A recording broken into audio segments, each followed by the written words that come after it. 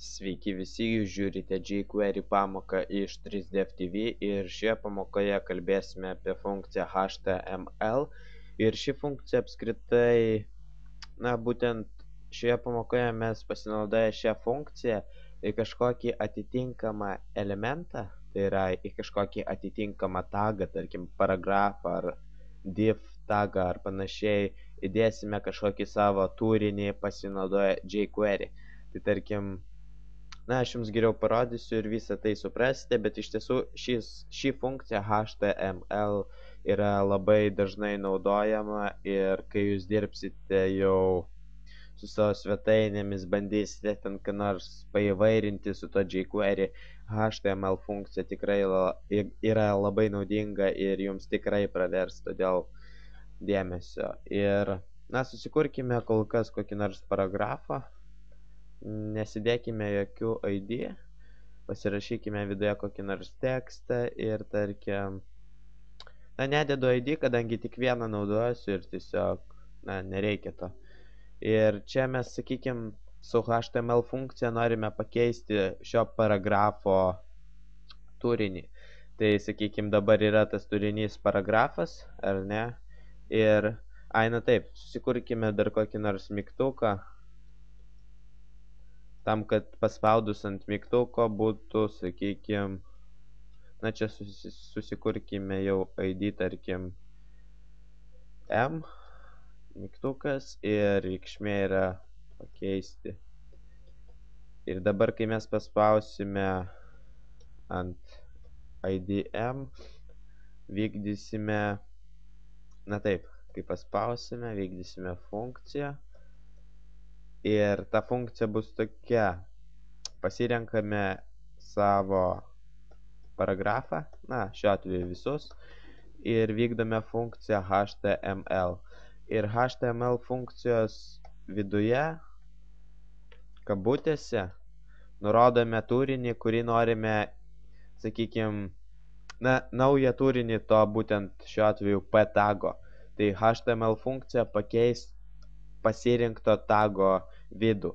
Tai dabar to tago vidus yra tekstas paragrafas, o dabar pakeis į mūsų kažkokį įvestą turinį. Tai tarkim įsiveskime tekstą pakeistą, tiesiog sakykime tai turinys, nors ir tiesiog tekstas, bet mes čia galime sakyti, bet ką galime vesti ir tai mums įdės į tą paragrafą.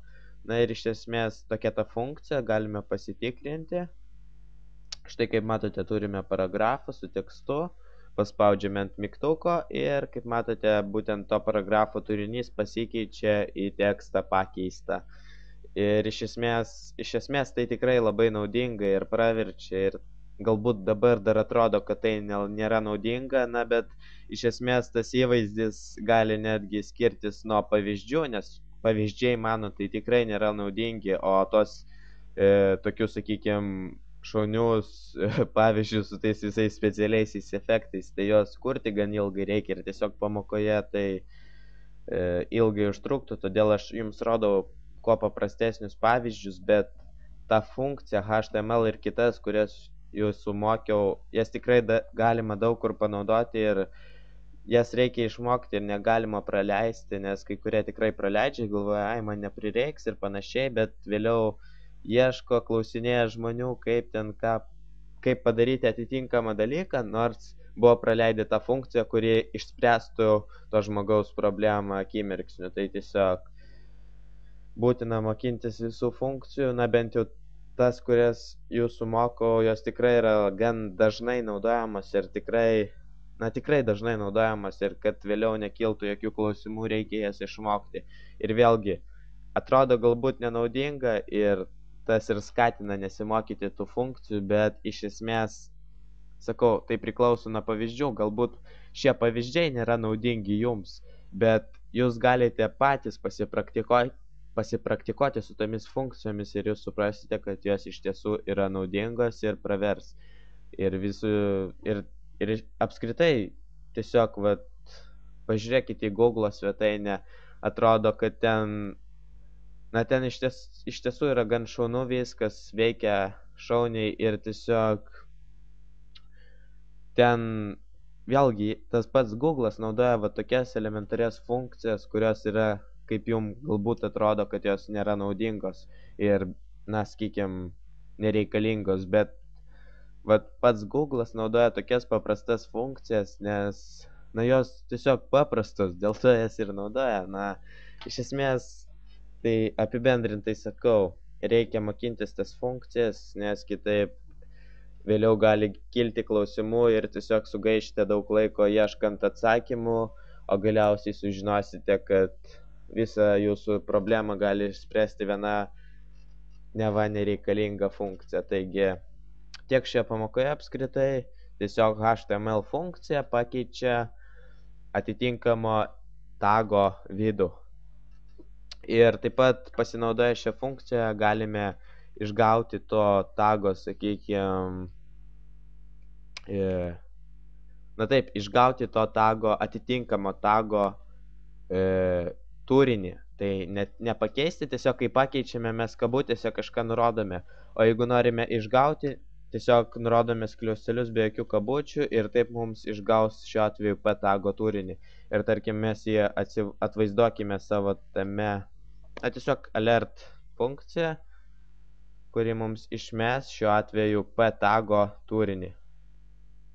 Ir tai padaro HTML funkcija. Ir dabar, kai mes paspausime pakeisti, paragrafo vidus nepasikeis, o mums išmes jo vidų. Ir štai, kaip matote, mums rodo būtent paragrafo turinį lentelėje.